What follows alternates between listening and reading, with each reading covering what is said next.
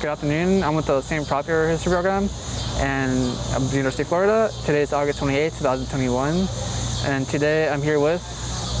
My name is Ken Brown, but I also go by the name Analysis, which is my writing and performance name. May you explain more about why you're here in the rally today?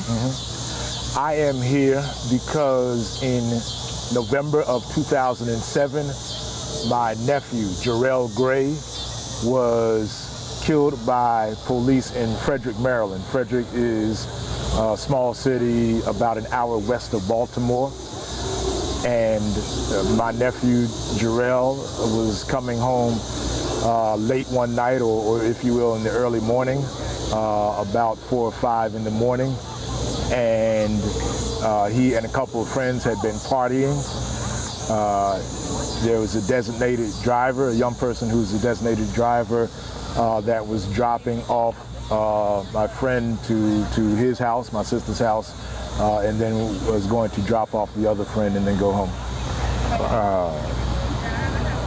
My nephew and his friend had been drinking a little bit, not enough to have them falling down drunk or belligerent, but enough so that they got a little too loud for that time in the morning, and they got into an argument, and a neighbor called in a noise complaint. Instead of the Frederick County deputy responding in a way that you would think for a routine noise complaint, he instead, upon arrival, drew firearms and drew his taser. This is Deputy Rudolph Toder, is of Frederick County.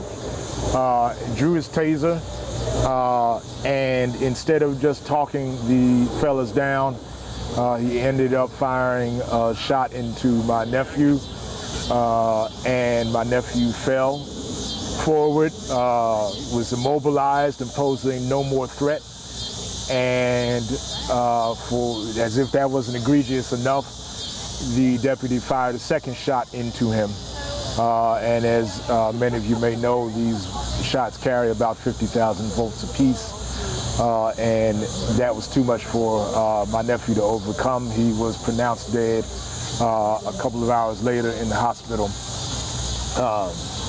There are any number of outrageous things about this. First of all, of course, that the deputy handled the situation in the aggressive manner that he did, instead of talking them down and talking them inside and away from, again, what was just a matter of noise. One of the egregious things was that during the trials, they tried to attribute Jarrel's death to a pre-existing heart condition, not to the tasers that stunned him. Of course, no matter what pre-existing medical condition he may have had, that condition would not have been triggered were it not for those taser shots, those unwarranted shots.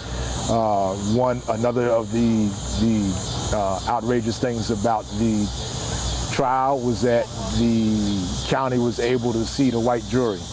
And so we hear a lot of lip service in this country about jury of your peers. That was certainly not the case when my nephew's case came to trial in federal courthouse. Those are just two of the egregious things. I could go on. I will instead tell the story more artistically, if you will. I have a poem about the matter, and that is called Poem for Jarrel. Yeah.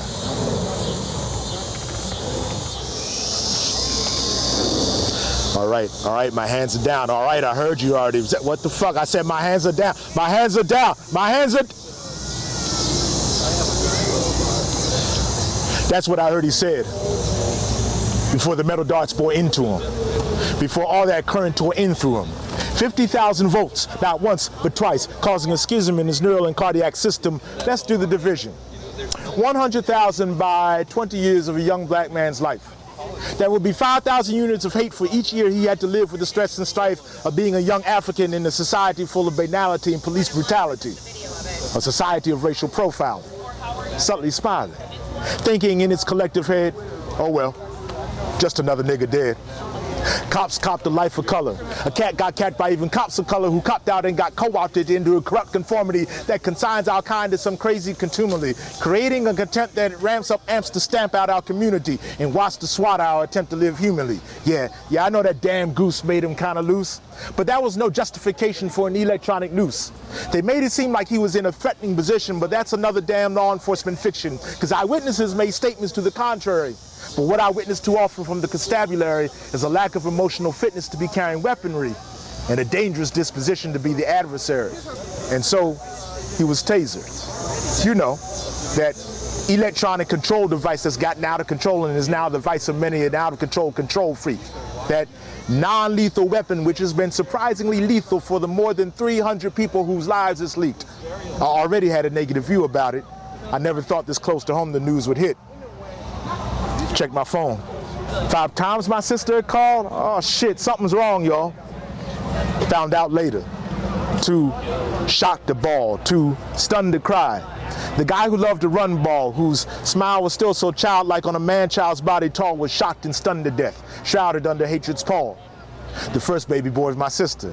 How I wish I could be with her. How more than ever I missed her. I could only imagine her screams as her young mister wished to create a gift that her was ripped from her, creating a rift in her. God, please uplift in her the strength to go on. Took him to a game once. Woohoo! Thank God for that one time, which he enjoyed and appreciated. Let me know I wasn't hated, even though my calls and cards were berated. And though I rarely was around, he'd never be rated. Now, this is no excuse for it. It's nothing that makes it right. But admittedly, for a time, his mother and I went running tight. No, not like there was a fight, nothing deranged, just a brother and a sister estranged, though that was beginning to change. But for the longest time, it was for no other reason than that we hadn't sat down and talked. Now we were in a season of tragedy which brought us into a closer walk. Now I respected my sis because she always invited, always pleaded with me to come get him and be that uncle I was supposed to be. Spend time with him. Be a man with him. Encourage and, if need be, reprimand him. Help him focus. Teach him. Give him some locus where he could reach in and center himself and execute his plans. Now he's been executed by trigger-happy hands. Weird, isn't it? Spend a career working with other people's kids while your relationship with your own hits the skids, made slippery with good intentions. So with all that having been mentioned, can't make the same mistakes of absence with the next two. Gotta honor Rel's memory and to them be true. Oh, internal investigations, of course, found no wrongdoing and thus no punitive action was ensuing. Obviously, they weren't really looking. Too much a part of the system to make the correct booking. The not-so-grand jury made no convictions. The oppressors hope that we lack conviction and will wither in this war of attrition. They act as if we owe them contrition. But no. There will be no acquiescence to the slaver's electronic whip. No letting the memory of Jarrel and others slip. No voltage that will leave our minds so dazed, our souls so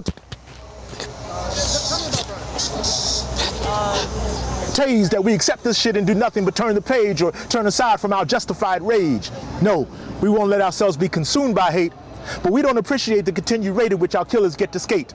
Too many folk have been charged and their murderers not charged. Too many folk have been charged while in the authorities charged and left twisted in some dying position while those in charge get to hide behind their badges and positions. So I charge us with the mission of unplugging the injustice which kills our brothers and sisters, which kills our children. Shocking, but true. So let's do what we gotta do. Speak love to our young ones while we have the opportunity. Speak truth to power to end police impunity. We cannot and will not accept this current reoccurrence of hate. The survival of our families is at issue. Indeed, the survival of our community.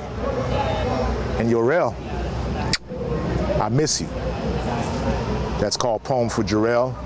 Again, I go by the name Analysis.